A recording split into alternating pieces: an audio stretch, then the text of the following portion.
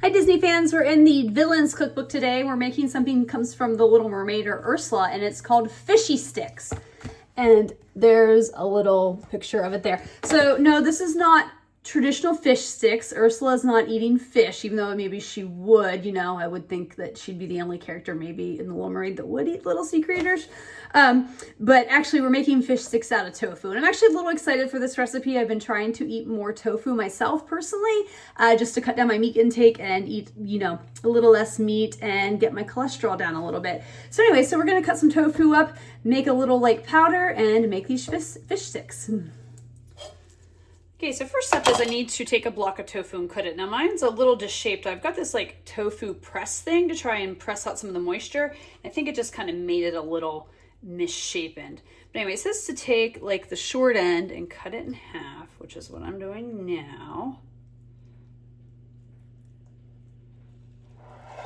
All right, so I've got two halves here.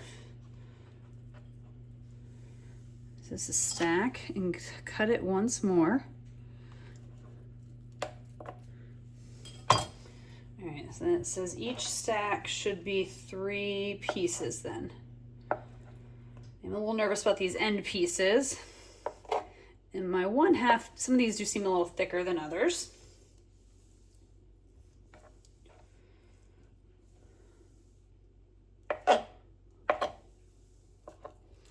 And this one, I think this is going to be lost tofu here at the end.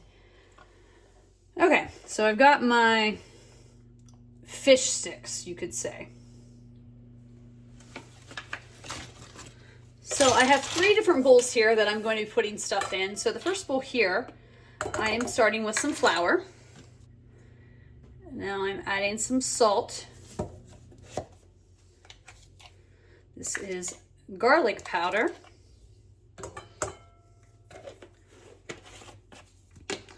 Followed by onion powder. And the last thing in this bowl is some paprika.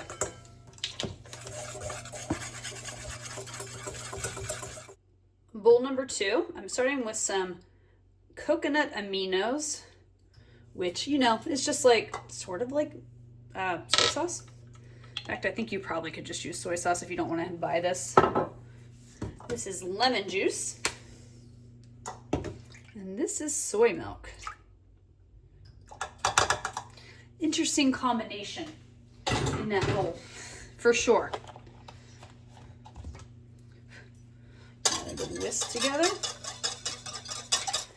All right, and the third bowl. I'm starting with some panko breadcrumbs, and it says panko breadcrumbs. That's what I'm using. I feel like sometimes these recipes, when they call for breadcrumbs, I've gotten sort of the one that they don't necessarily like recommend. I just use what I have. But now I'm adding some vegetable oil to it.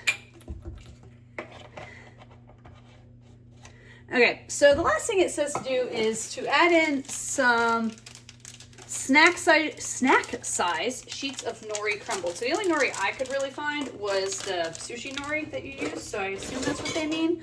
At least I hope so. Get this open. I don't know if I would call these snack size sheets. So I'm just going to start with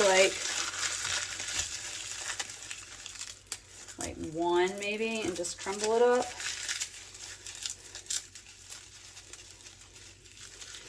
I don't think this is probably quite what they meant, but we're going to roll with it here.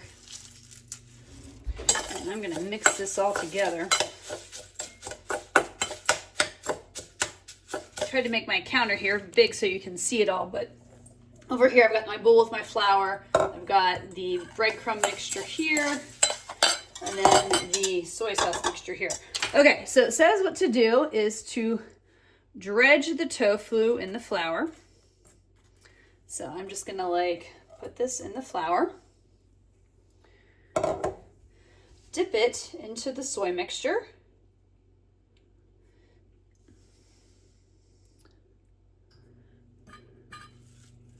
and then gently toss it in with the panko mixture here.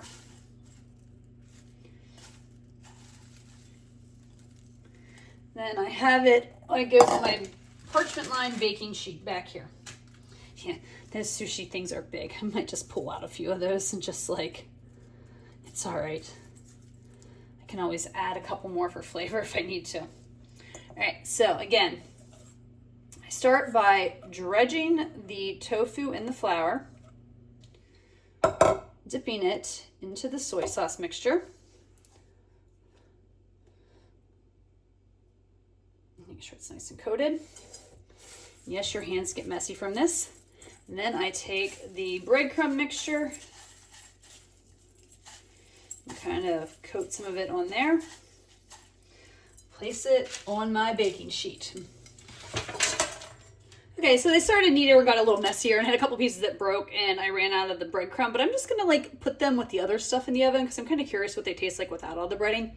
Anyway, these go in the oven at 375. I cook them for 15 minutes, then I flip them and cook them for 15 minutes more. And here they are out of the oven. My little experimental ones seem like they kind of stuck, but we'll let them cool for a few minutes before we taste test them. Okay, it's time to taste test one of these. It doesn't mention anything about dipping sauces or anything. I mean, I know with traditional fish sticks, you might do like a tartar sauce. I've never been a good tartar sauce fan. I'm actually, I feel like a kid at heart where I like to still dip mine in ketchup. So I know, weird for some people. All right. And that's actually not too bad. It's definitely breaded. You get a little bit of a reminiscence of the fish stick flavor, but it's definitely not strong fishy flavor. So if you're somebody that's like, I don't really like fishy flavors, that's where you're not really getting it from this. I'm gonna try by this one because I've got a little bit of nori on the end of this. Yeah.